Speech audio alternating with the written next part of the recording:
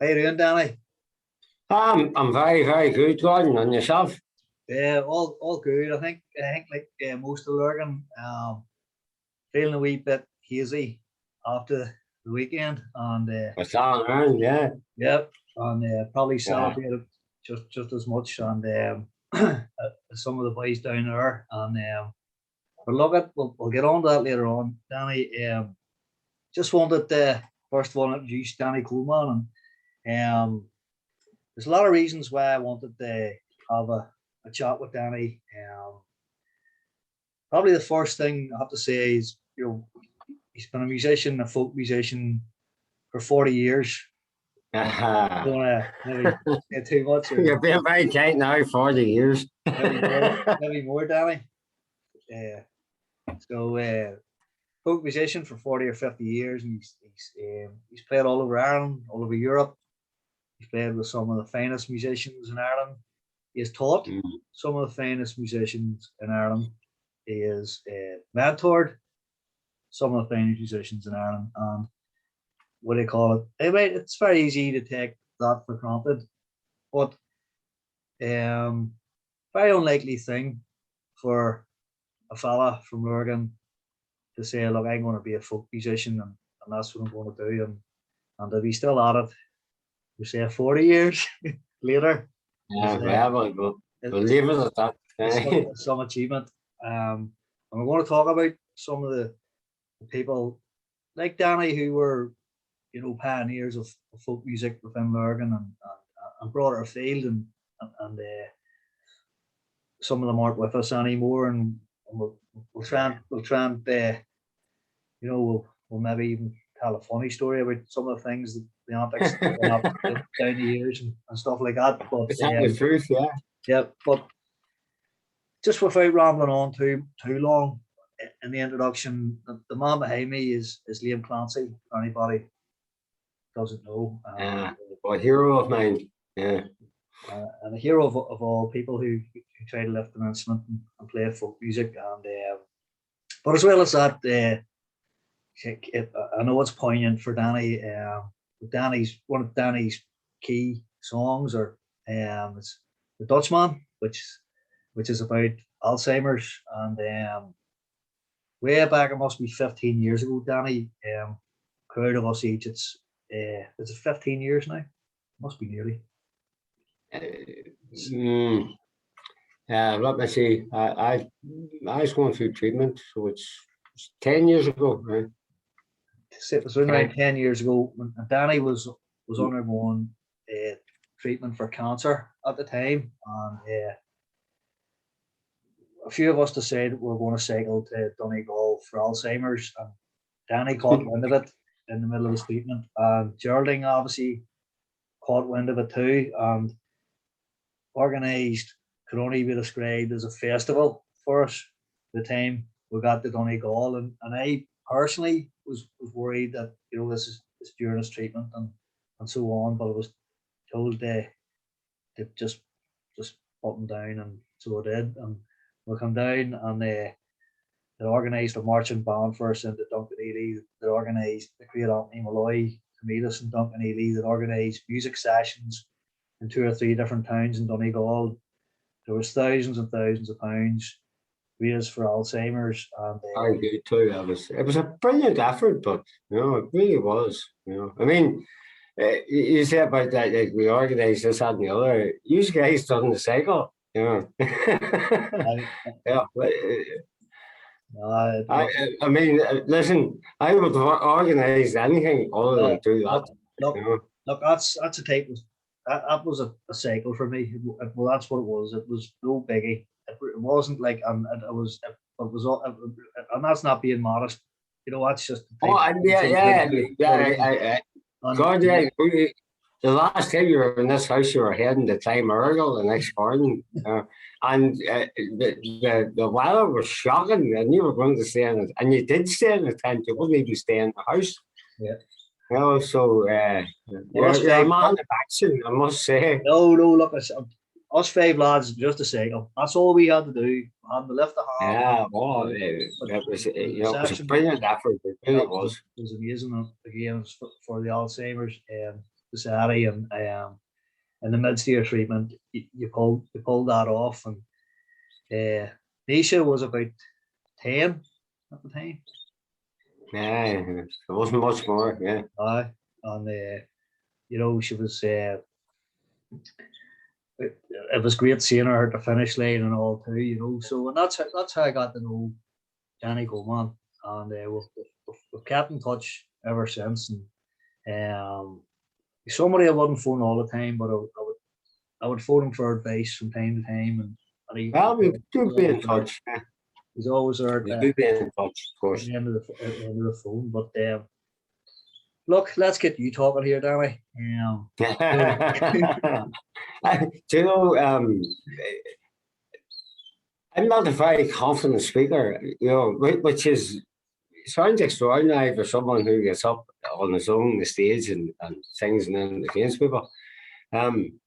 Even though I'm playing, I do very little speaking when I'm on stage. I'll introduce a song or particularly if I know there's better crack in the crowd, you can sort of home in on that, and it's like a cover for a shyness, really. But sounds extraordinary, I know, but I'm not over a microphone. I'm not very confident in that, that's. And it's probably I remember playing in Bundoran one night, and Sean Seeley and Fleur, two great people, were in, and Fleur says to me, "You've got an awful posh," and I thought about that, and I said, "Do you know what it is, Fleur? I mean, I remember when Sabine first went to Cavan, and we're playing Cruz Hill, and the folks in Cruz Hill thought we were speaking Irish. I couldn't understand a word, being broad Lurgan, and I said to Claire, but you got to remember, there are people from all countries and everything in the audience here. If I talk the way I normally talk, they wouldn't catch a phrase, Yeah. So I'll be conscious of that, all the time for some reason. And Sabine played all over Europe. There were massive folk band at the time, and appearances on RTE and stuff like that. And again, just probably something you didn't really think when you were practicing start that you would end up playing on RTE in front of the big audiences that you play in front of, and multiple albums and stuff like that. You just playing. It really wasn't that glamorous, we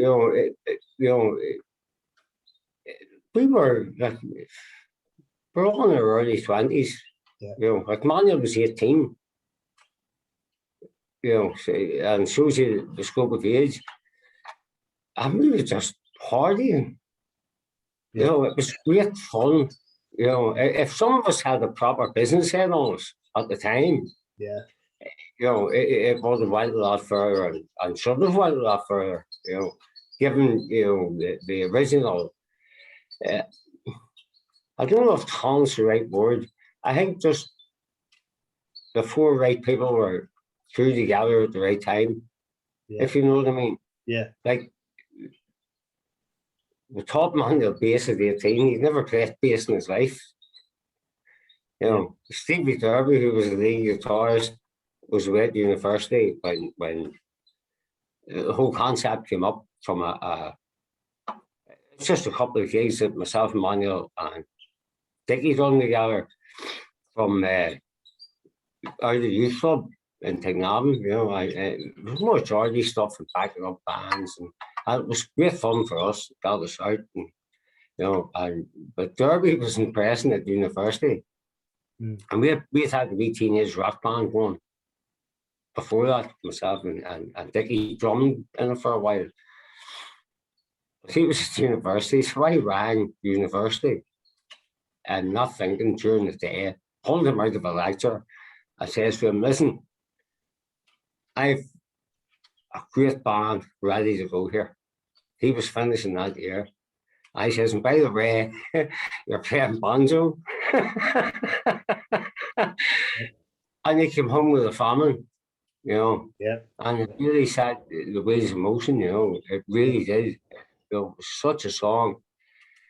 And the other side of the single, Who Will Love My Children, myself and Stevie were waiting on Dickie one Sunday morning. We're going down to St. Paul's for a few pints. And Dickie just lived a few hundred yards from me. And we're sitting, I says, listen, Stevie, and I was playing the chorus. I says, there's something in that. I'm getting something here. Sat down and wrote Who Will Love My Children in about 15 minutes. By the time Dickie arrived to go down for a pint with the song written, and let him hear it, and of course then gathered the money up. Actually, Stevie fronted most of the money, to be perfectly honest, for the recorded, and just the feedback we're getting out of the studio. Bratton Goff and that came down and done keyboards, and to hear yourself back then properly, I think it shocked the four of us how good it sounded. Actually, we thought, that's when we started to see us about, we are capable of a lot more than we're actually doing, So we met every Wednesday night religiously. Should it be just a meeting or a practice, or but that was tough going every Wednesday, and then you're away all weekend, so it took up a lot of your time, so. But the 4 years had, I suppose, you hear that quite a bit.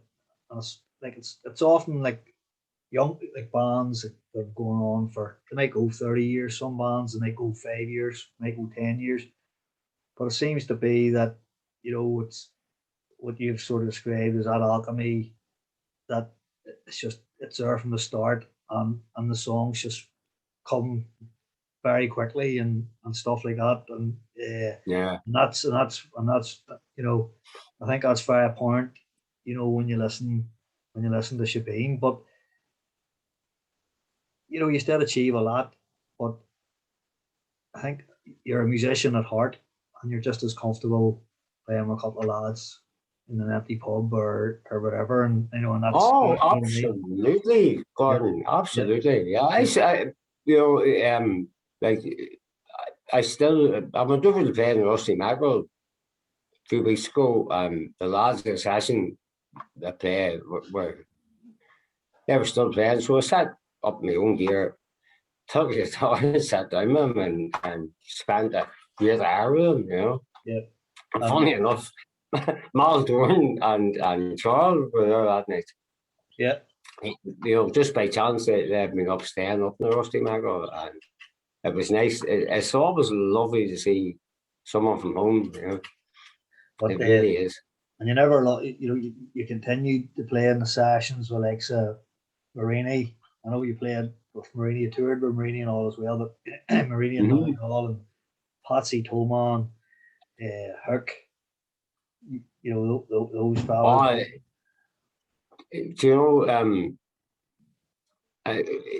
When you were saying about doing this, I thought about characters, a lot of them fun.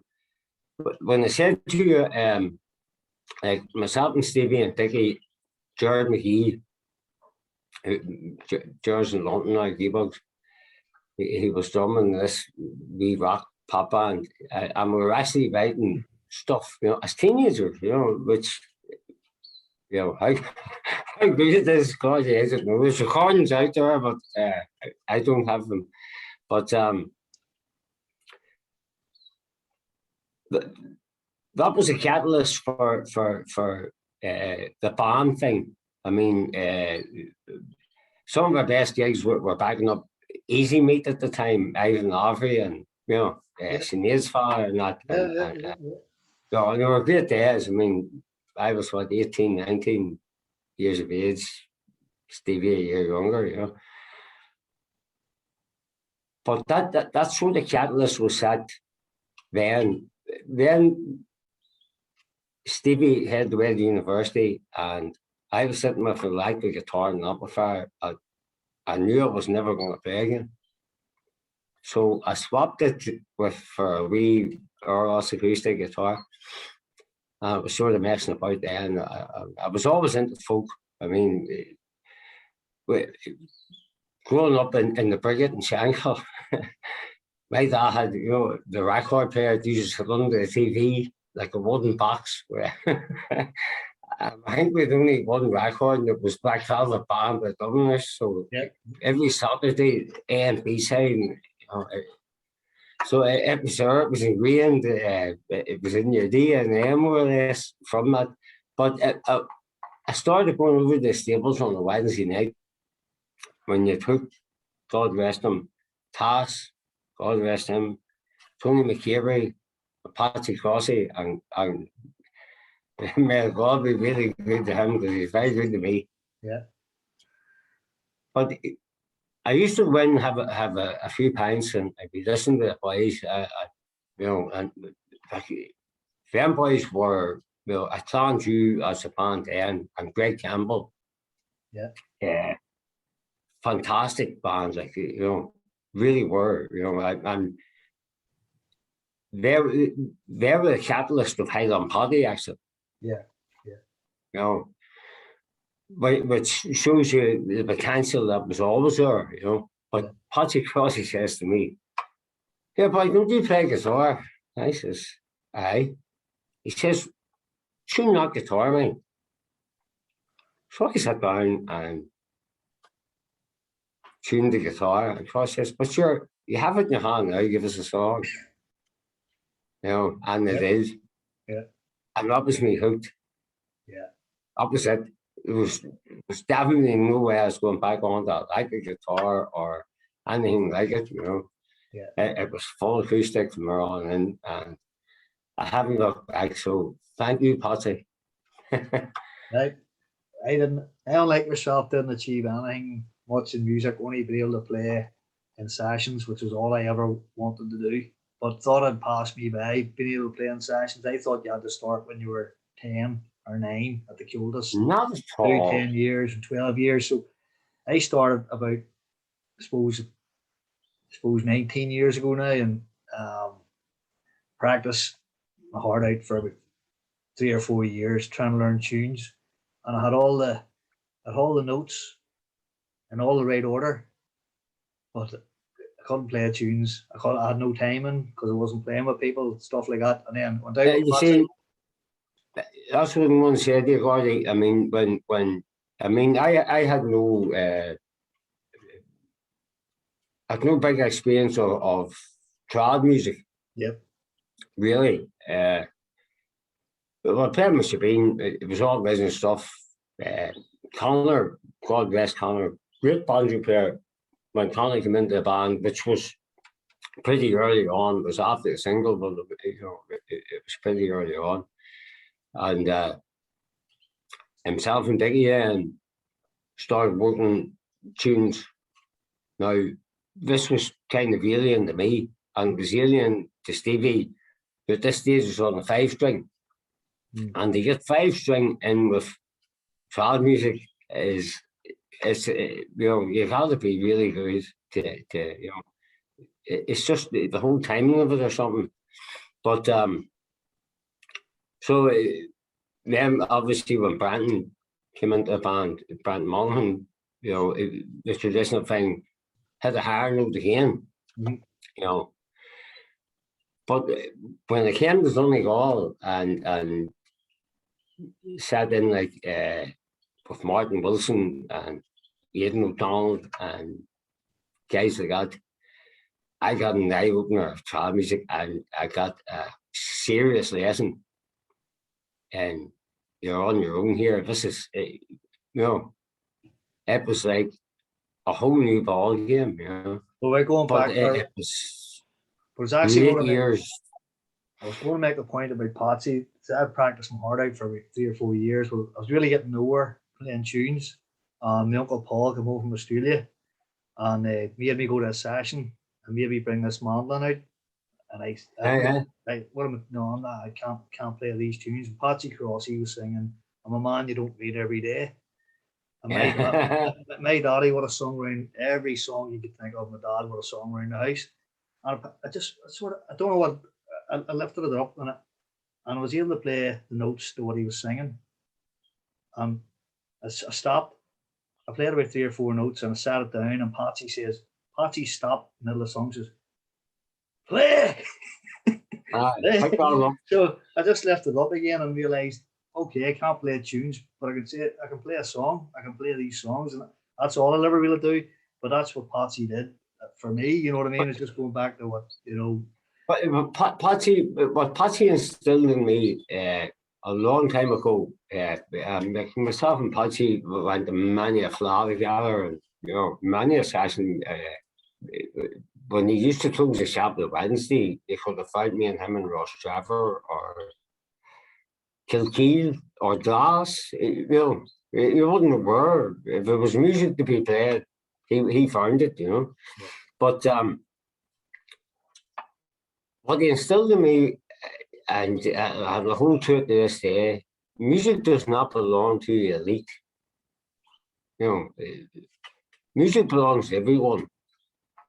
And everyone has a contributory fact to playing that. Like one of Crosby's greatest statements used to be, it only takes 3 to have a session. You need a man to sing, a man to listen to him, and of course you need a man to tell him what to sing. And great philosophy. Well, music's for everyone. Good, bad, and different. The main thing is to enjoy it. Yeah. Well, just on that, well then, if that's the case, we'll have a session. I'm going to give you a break. If you don't like talking, and maybe we'll get the Dutchman in, because I'm looking at the clock here, and I've lost track of time already. And this cuts out of 40 minutes. And I don't think we're that bad yet, but I want to get this song and anyway, give you a wee break if you want to go, if you would like to, Danny, the Dutchman maybe. Absolutely, Gordon, absolutely. Yes, it's very special. Very special to a lot of people, and a lot of people who are very close to me. I think dementia in all its forms has touched every family in some way. I mean, we all know and love people who have fell victim to, which I really describe as hell on earth for people. It tears families apart. It really is. It's an horrendous disease, and nobody knows what to do for the best. But I like to think of this as a love song of Margaret and her husband who's dementia, and that story is told in the song. But there's a love story there of a younger couple, of people like that you meet every day. But anyway, enough of me wirelessing. The Dutchman.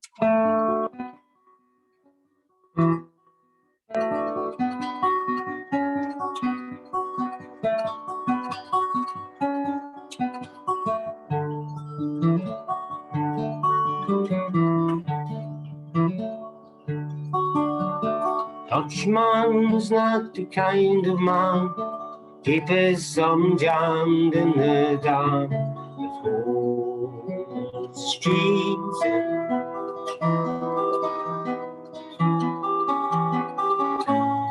That's a secret only Margaret knows. When Amsterdam is golden, in the morning Margaret brings him breakfast. She believes him.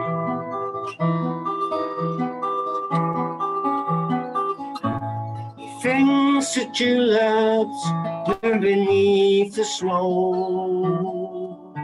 He's mad as he can be, but Margaret only sees that sometimes she sees her unborn children in his eyes. Let us go to the banks of the ocean,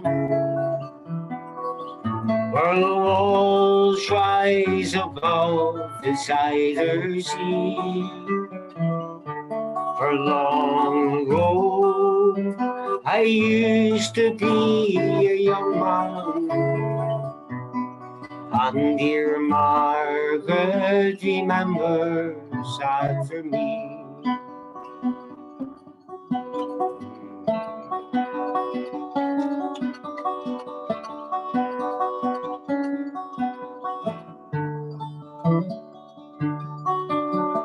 Dutchman still wears wooden shoes, scalp and coat, they're patched with love, but Margaret sold him.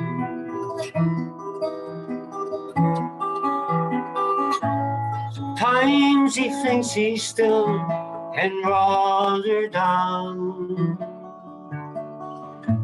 He watches tugboats down canals, he calls out to them when he thinks he knows the captain.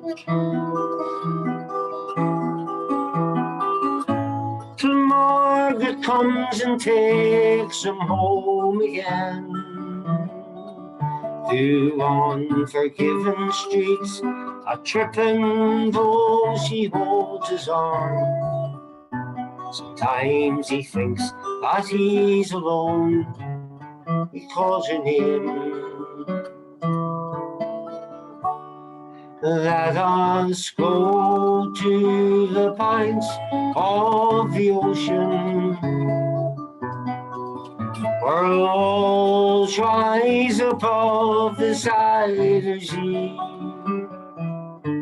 For long ago I used to be a young man, and dear Margaret remembers that for me.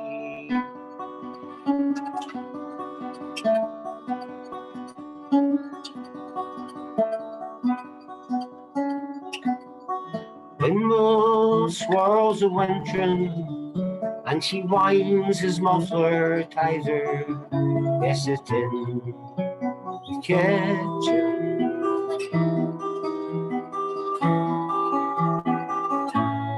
Tea with whiskey, it keeps away the dew.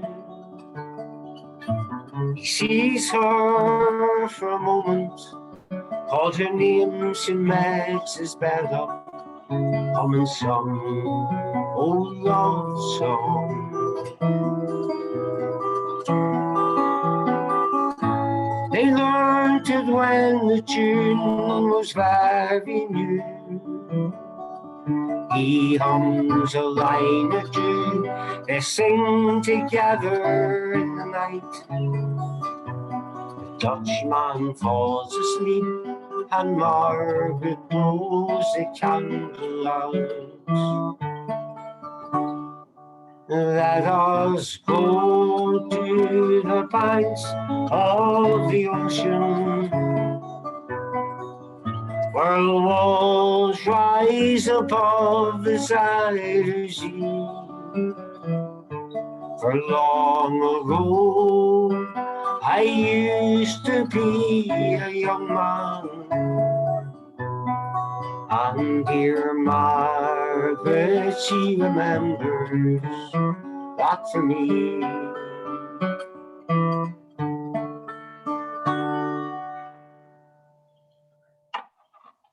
Perfect, Danny. Lovely. A Dutchman. Just hoping, Danny, that the Zoom picks that up properly. I've had problems in the past at a recording of Emer McGowan from London one time, and Zoom didn't pick it up right, and it was messing with that. But listen, what do you call it? It was lovely. I hope it comes across. You know, when it goes up, and if it doesn't, I can always go and see you in the next couple of weeks, Danny, and you're playing a couple of gigs at home soon. Aye, yeah, I'm up next weekend. Yeah, aye, 26th, 27th, 28th. I'm up with Linda in the Vintage. Thank you, Linda. I've greatly appreciated it. On the Friday night. Then I'm out the corner house with Trevor. Thank you, Trevor. On Saturday night, yeah, and then I'm in my home club of St. Paul's on the Sunday at 5 o'clock. Yeah, I love St. Paul's, I really do. What do you call you'll kick the celebrations off again, Danny. We just about got them all to bed there last week. And then of course, cousin. Thomas, yeah. Had the whole town up out of bed for 2 or 3 days. Oh, brilliant! Some achievement. Like Thomas has dedicated his life to Irish sports, to Gaelic football, and only now he's getting, I suppose, what you would call a full reward. A life of dedication. But it was a super game to watch. It really was. Because I messaged him beforehand, and told him we're all behind him, and after the game, and he got straight back to me. It had to be nerve shocking for him the way the game was going. Both. But I suppose we're not here to talk about football, but no, I really enjoyed the game. I really did. It was fantastic. I went in the Clonard club, like I didn't think I knew that many in the Clonard club. I think I knew more than I thought, and they gave me a great welcome, even though I'm a clansman, and you know yourself, and what do you call it? What a first. I feel very welcome in Clonard Hills and in Clonard. I really do. I as a St. Paul's man. I suppose we're no threat. What's that? We're no threat in St. Paul's. Like, I wouldn't say that there. I wouldn't. It's just, I suppose, when you're coaching against teams and whatever, the blood goes up, and there's things said, and there's things done during the match. At the end of the day, well, Thomas managed St. Paul's for a while. But the whole town, Danny, you will experience it when you get home.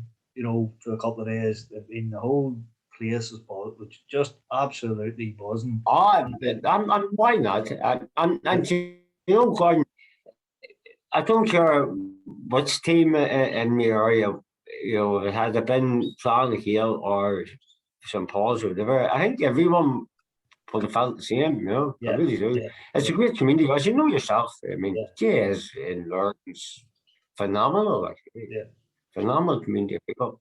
I can't believe, Danny, I've lost track of time here. And Zoom doesn't give you a warning; it just says you've got 1 minute to go. It hasn't come up to that point yet. Do you know what I mean? But I wanna bring Nisha in here to say hello. Is she in the background there? Is she downstairs, or what's she doing? Let me give her a wee quick shout. Yeah. Nisha, come on in here quick. Hardy wants to put you on Zoom. It's not out of time. It's only 20 minutes or something. Oh. Okay. I don't know how that works. What are we doing? Hardy's hiding her to say hello to him. Hello, how are we going? So Nisha, you again, I was saying to Danny here, first met you were about 10 or something, and probably a tough time for everyone and all that there, but you were a very brave kid, and you've grown up to be some kid, and you're finishing the degree this year. Is it this year? Or is it next No, year? I haven't finished now. I'm graduating now in February, so Finishing all, and you're out now playing music with your daddy then. So we couldn't leave this interview without or chat or whatever you want to call it, without getting a wee song from you, and apologies to Zoom if you run the arse, because I know you look after for Danny's sound and all during the Zoom recording. We never had you down here doing this because sometimes I don't have the right settings for the recording, but hopefully it's all right, and you give us a wee song or whatever you. Oh, definitely. I'd have to thank no one Zoom and stuff to that lockdown, having to do college online. That was normally I'm not technical at all, and I don't know how to work them things, but that was just purely because I had to, But no, thank you very much. Now. I don't know what to do now.